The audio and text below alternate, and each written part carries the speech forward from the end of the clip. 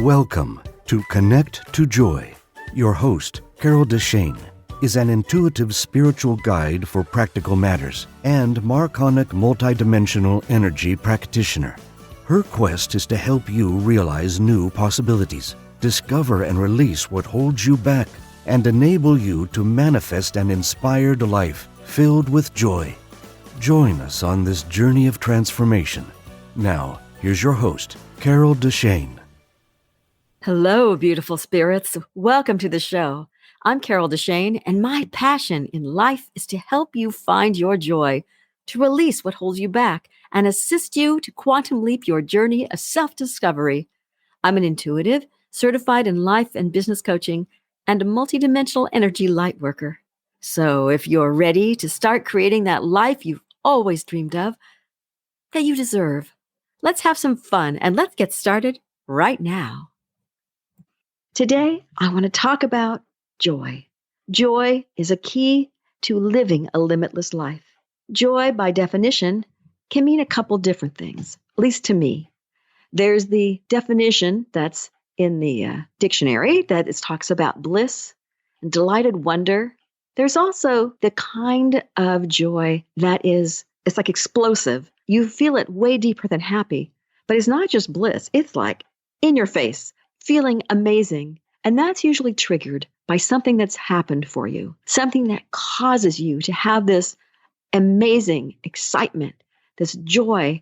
Sometimes it's when your team wins the Super Bowl or something, but sometimes it's finding out you got a job, finding out that you have the baby due, finding out different things like that. No, it's deeper than happy. And if you know me, you know that joy has intrigued me for quite some time.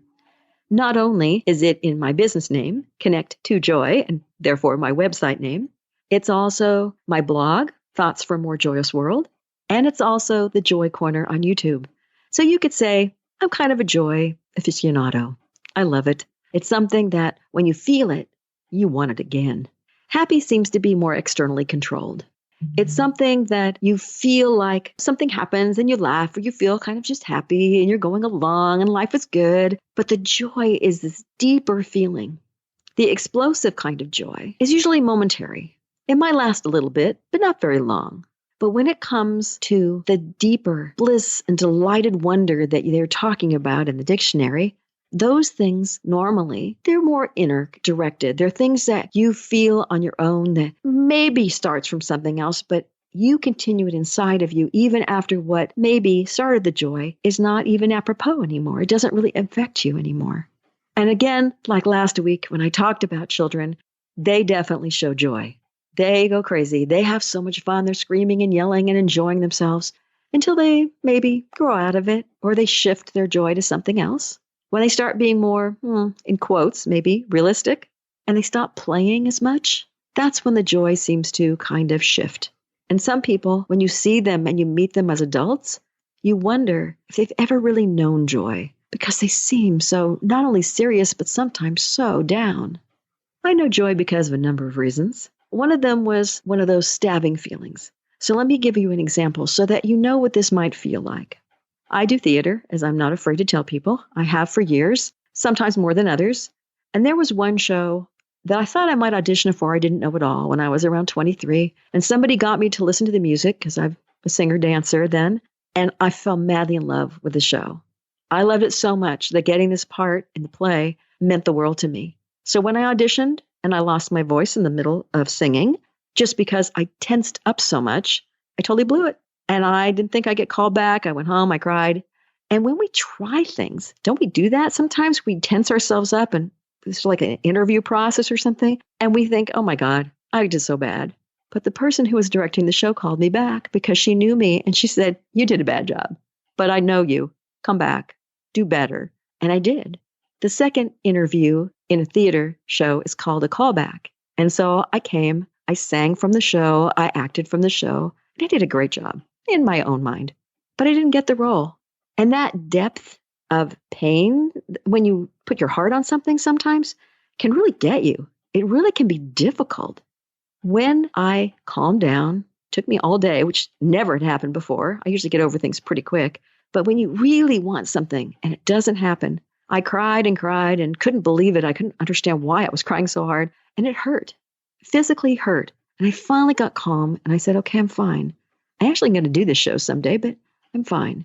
Well, the minute I did that, I got a call offering me the role because the first person couldn't do it. And that joy that I was talking about, that joy that hits you really hard because of an outside source, I was beside myself. I jumped up and down. I was living with my parents at the time, and I screamed out, I got the role, I got the part, I got the part. And I ran down the long hallway to my room, and I heard one person clapping of my parents, of the two parents, just one was clapping.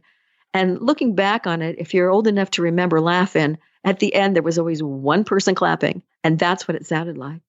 But that feeling of joy lasted as I raced to my room to change my clothes out of my pajamas and to get over to rehearsal, because the first rehearsal was there immediately. I just felt this feeling through my body. It was like beside myself. I was all my body was fizzing with energy and happiness, but it was so deep. And it was a feeling that I hadn't had before then, because I'd gotten a lot of other roles, but nothing like that feeling. So that's the kind of thing I was talking about when it comes to the externally triggered one.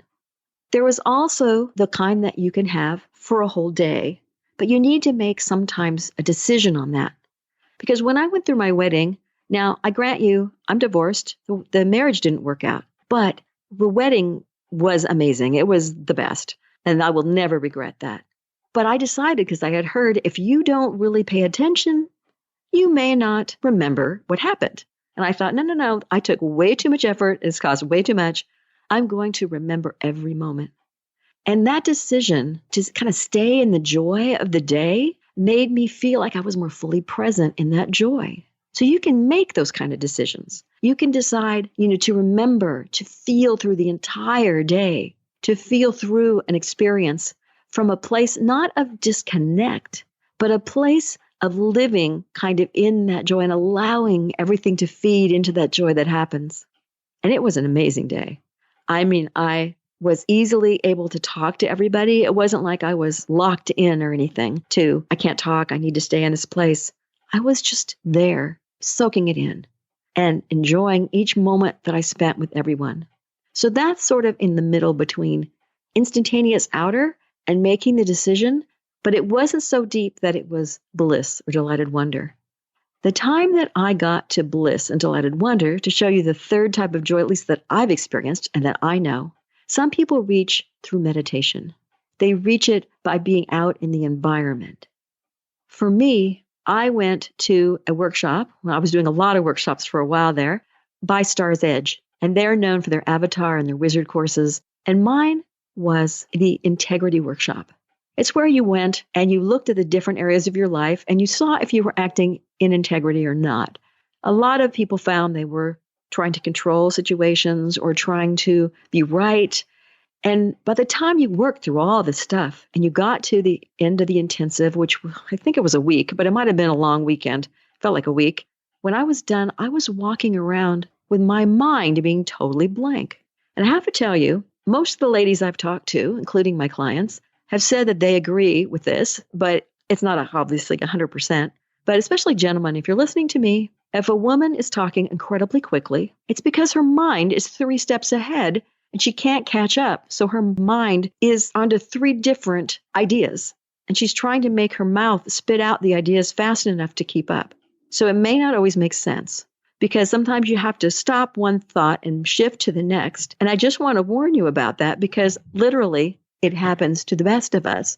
However, when you're doing and thinking about being in joy, you may find that when you get deep, like when I went to this integrity workshop, my mind stopped thinking.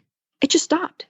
It was like I was aware, I was walking around, and each thing I saw, I felt connected to at some kind of deep, awed state. I was in awe of everything around me. I felt this bliss and this wonder that they're talking about. And I not only had it at that moment, but I carried it with me for weeks. And I know the world got to me. I let some of it go, but I knew what it felt like. I knew how to carry it for a while. And I want you to think about this moments of bliss maybe that you have felt in your life. Where are the moments of joy that you've felt? Whether it was the time someone asked you to marry them, or that joy moment might have been winning a game, or whatever that feeling was, feel into it now. Feel where in your body it was. Did it blossom inside you and rise up? Did you feel like yelling and screaming? Or did you feel that deeper, intense feeling of joy, which usually has a bit of awe in it, peace, kind of some bliss, delight? It has all those things kind of wrapped up together. How did it feel in your body? I feel the most joy when. You might want to write some of those ideas down, because that will give you something to work on when in the next segment we talk about the tool, the exercise that I'm going to give you. But in the meantime, I want to ask you what might seem like a strange question. Do you want joy in your life? Do you want joy? Honestly? Because it will shift who you are at depth.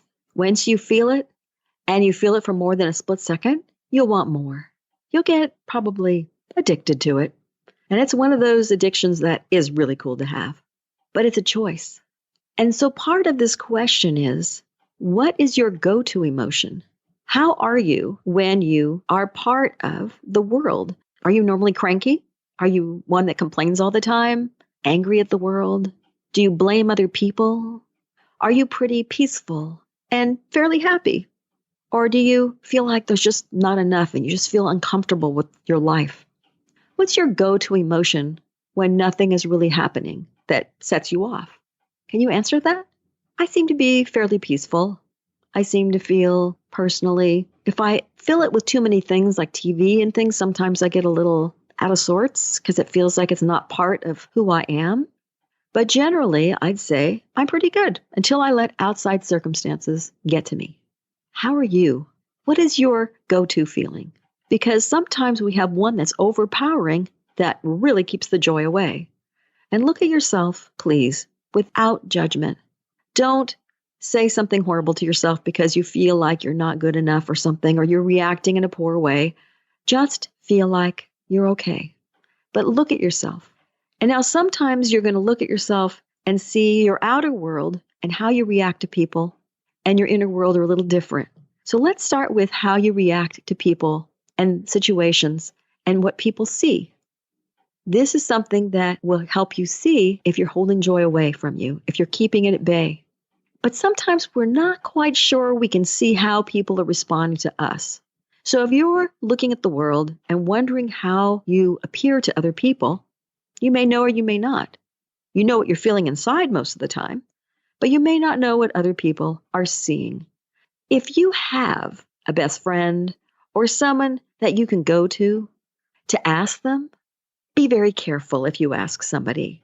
Because if you tell them, I just really need to know how I come off to the world. If they tell you and they go, you're going to be really mad at me, I don't want to tell you. And they're thinking, oh, I don't know. And you promise them, I promise not to get mad at you if you say something that's going to hurt my feelings. I know it's possible. I don't know how I come off to the world. I need somebody to tell me.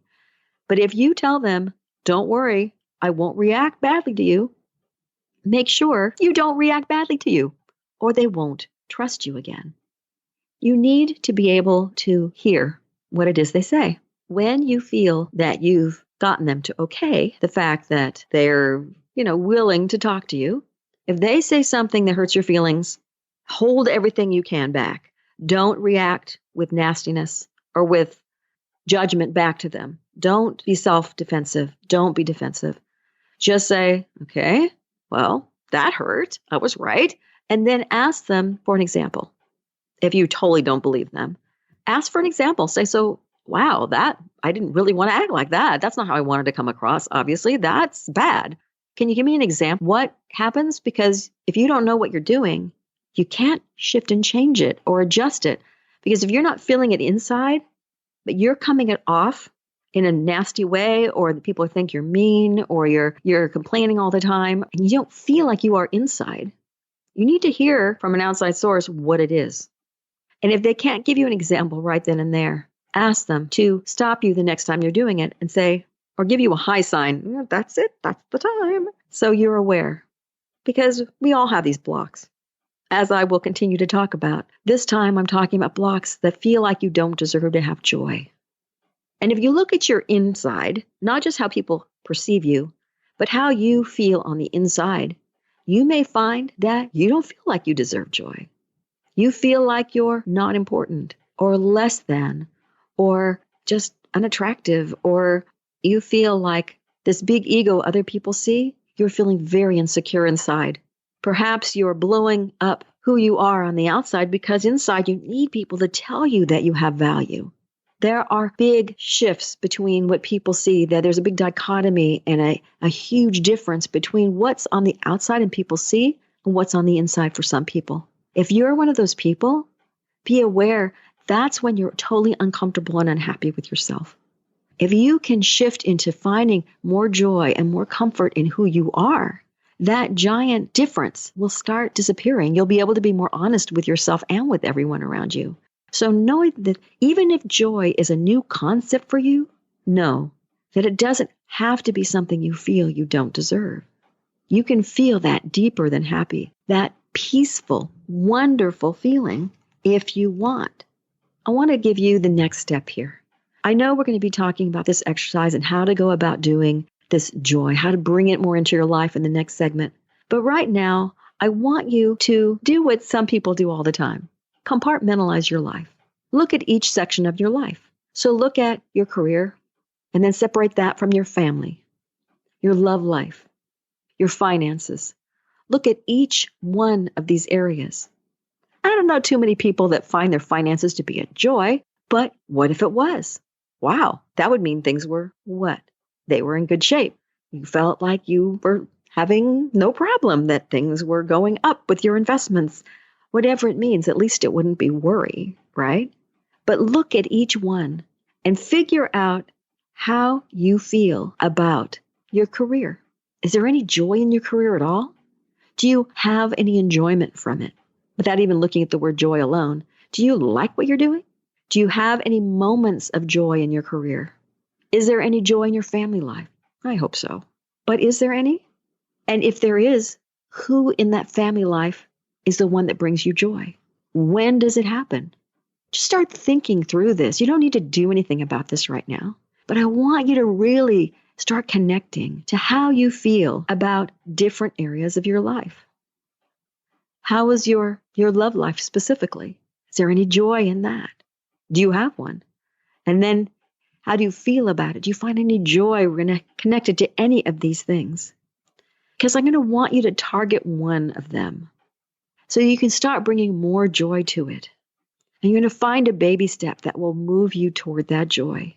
So when we work on the exercise, I'm going to want you to work on it towards one area of your life.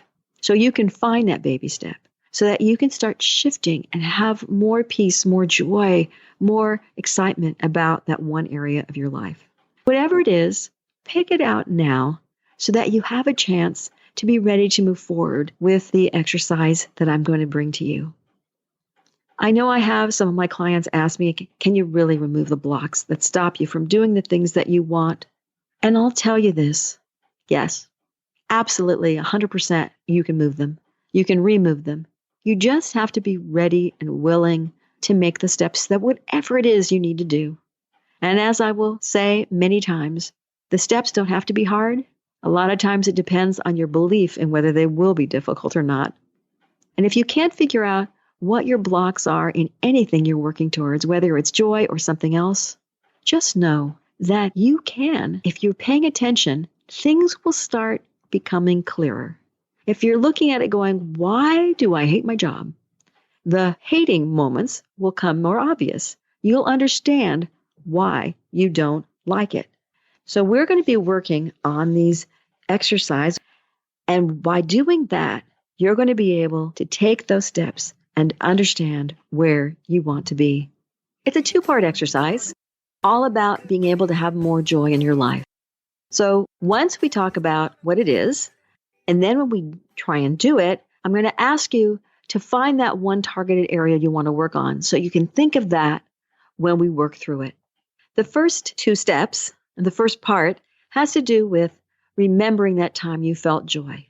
Wherever it is, you're going to feel into it.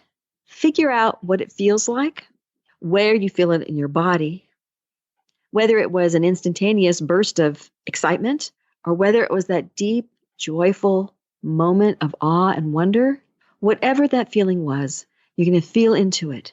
And then the second part of the first part is to practice the joy every day. This can be really fun because you're just going to take like 30 seconds or a minute at the most and feel what that feels like and live in that joy. It's not really difficult, and it's not something you need to remember to do. You can do it right before you go to bed if you want. Although sometimes if you do the excitement kind of joy, you might wake up. So you might want to do that at lunch or in the morning in the shower instead of right before you go to bed. If your joy moment is that deep joy right before you go to bed, works usually pretty well. So let's go over those first two steps. Remember the time that you felt joy. Whether it's the first time you saw your baby take a step, when someone asked you to marry them, whether it's, like I said, that sports win that you helped, that instantaneous, yeah, kind of feeling, or whatever it might be, that maybe looking at a waterfall or at a sunset gave you that deeper, peaceful, joyful feeling. Maybe that's what it is. Whatever moment you had, remember it. And then when you remember it, feel it into your body and see what that feels like for you. Did it feel like an explosion inside your being of joy, or did it just quiet your mind? Did it feel deep into your being? Did it feel almost like an effervescent, like a bubbling champagne in your cells? What did it feel like? Once you have that, in whichever joy moment you chose, then try and sustain it. Set your timer on your phone for 30 seconds. Set it for 15 if you have a hard time, and then extend it out to 30. You can extend it as long as you want. You can have that moment for a minute or two if you think you can handle it. Although a minute or two can be pretty long when you aren't really used to holding on to that kind of feeling. So practice that joy. Feel it inside of you. And then when you kind of maybe don't feel as much joy over that one particular moment because you feel like you maybe overused it, if that happens, and it doesn't always happen, so don't feel like you're ruining that moment, you can go to a different feeling, a different time that you felt joy. Or you can just keep constantly using different ones if you felt enough, or go from one to the second one to the third one and back to the first one again, just so that you feel that joy, whatever that moment was, and then practice it for at least 30 seconds to get used to that feeling. So those are the first two steps in the first half, which has to do just with joy. The second half, steps 3 and 4, have to do with what takes away your joy. Because you can't forget that. What takes away your joy can be anything from just getting busy. You have to go do something, your priorities shift. It's like, no, I know I have to concentrate on work. I have a project, and blah, blah, blah. And it's not something necessarily that you want to even think about putting joy into. Even though it would be better if you did in your mind, who has the time? You got to focus. You have to go deal with the carpool. You have to go take care of whatever it is you're taking care of. Or the angry moments come up. All those other emotions get in your way that you aren't used to necessarily pushing aside to feel joy. So what are those things and those moments that come up that takes away your joy, that makes you sad or busy or angry? What are those things?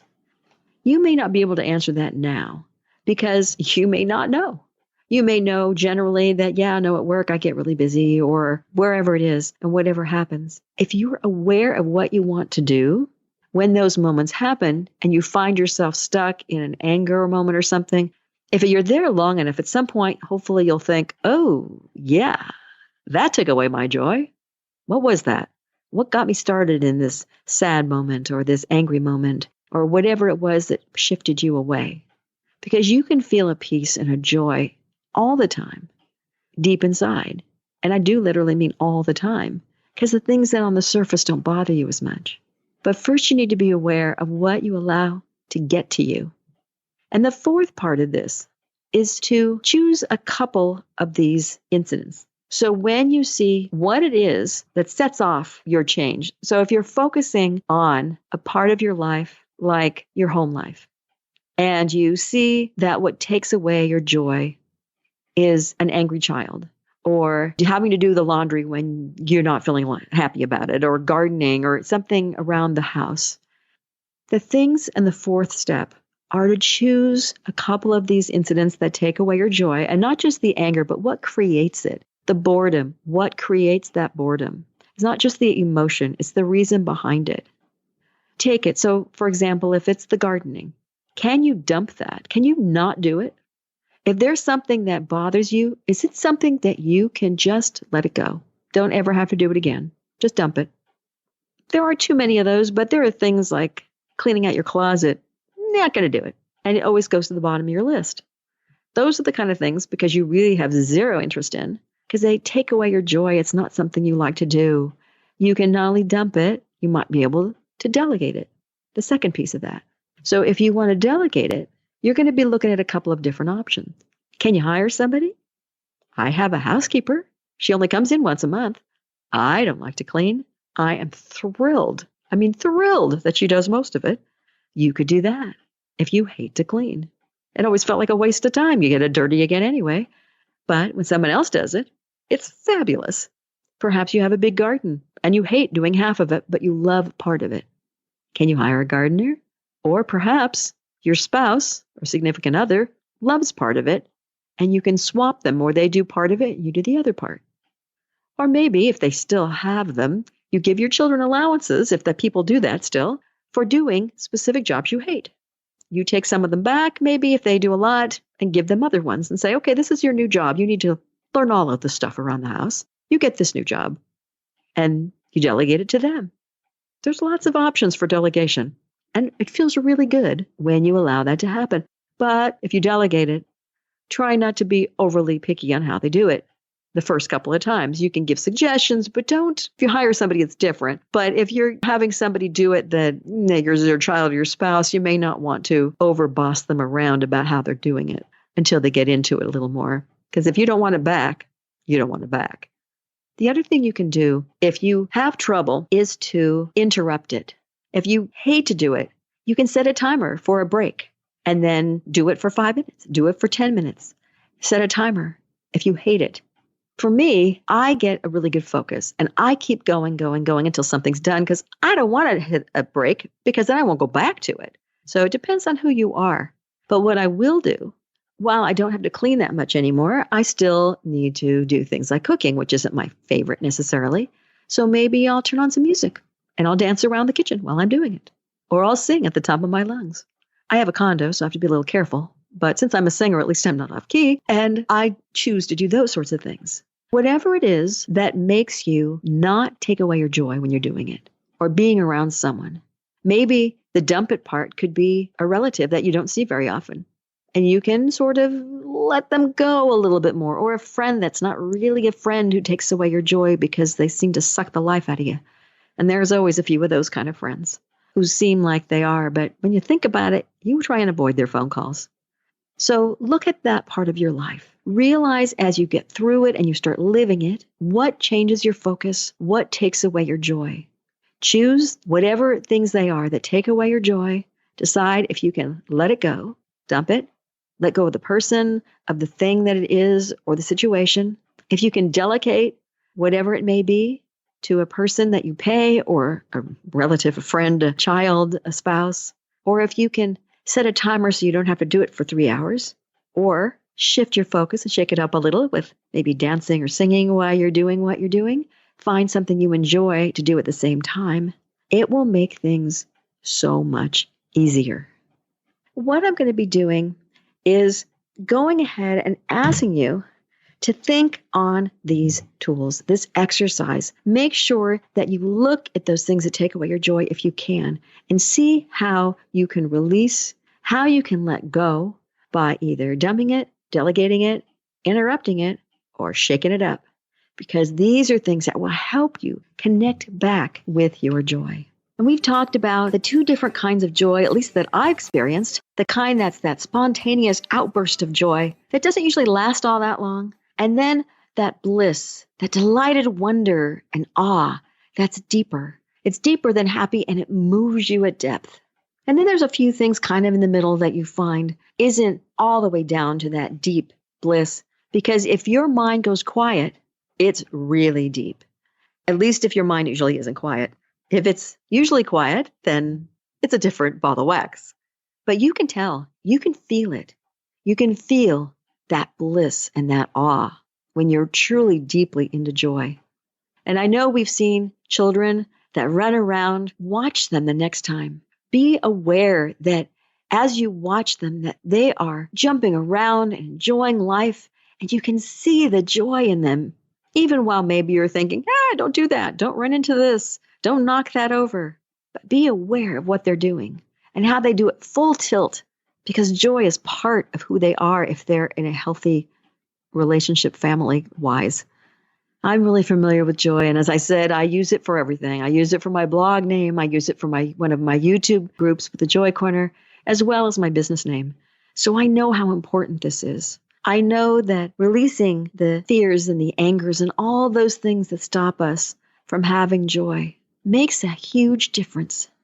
And if you can be aware of those moments you have already felt joy, and you can feel what it was like in your body, you'll be able to realize that it's something that you want again, that maybe you might become addicted to it, kind of like I am. It's something that I don't necessarily want to relive, but I want to live again, that feeling, to create my life so that I have those types of moments.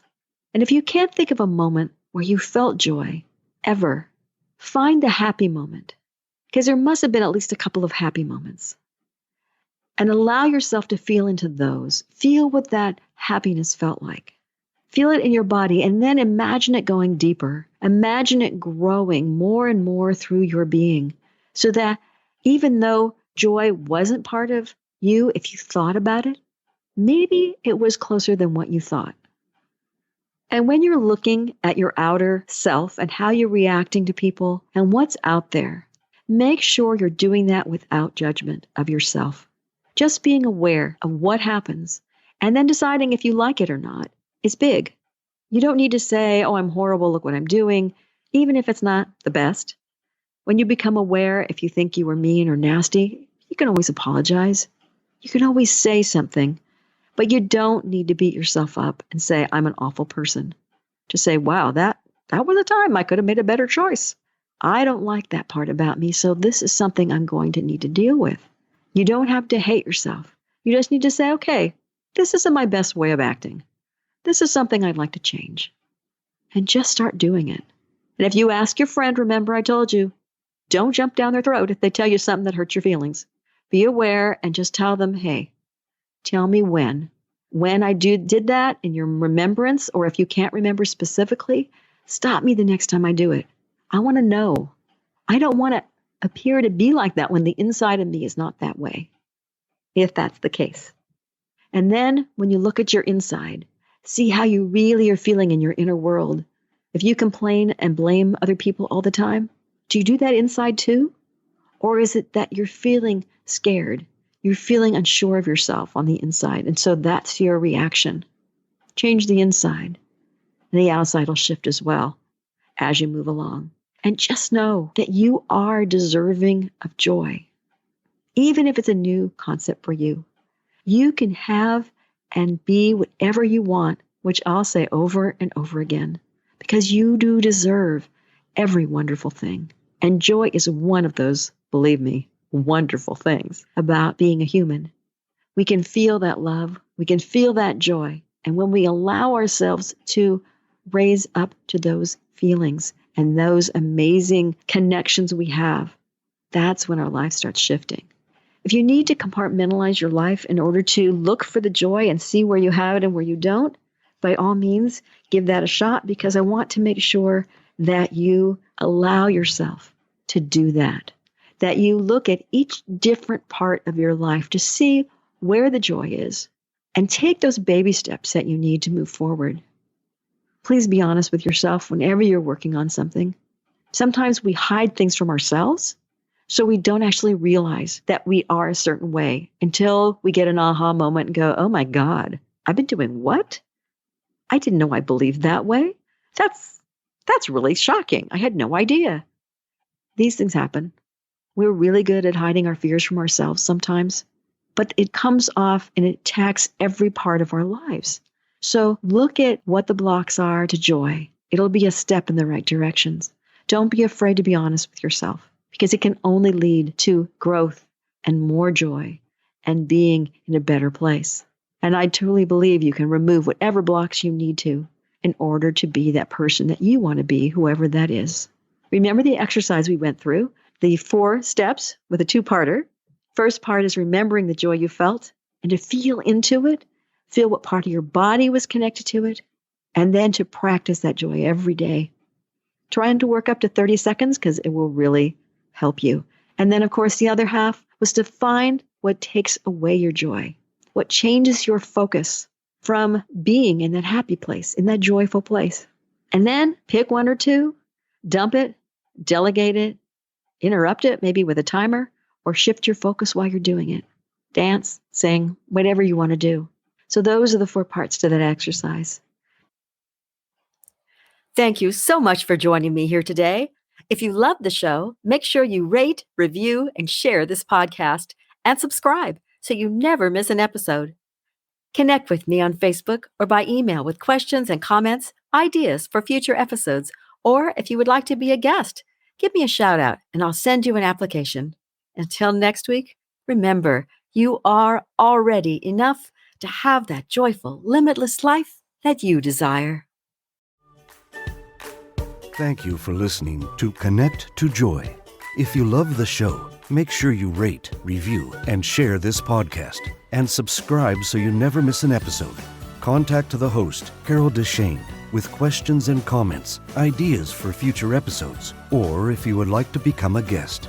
And remember, transformation is a journey and not an end destination. So be kind to yourself, because you are already enough to have the joyful, limitless life that you desire.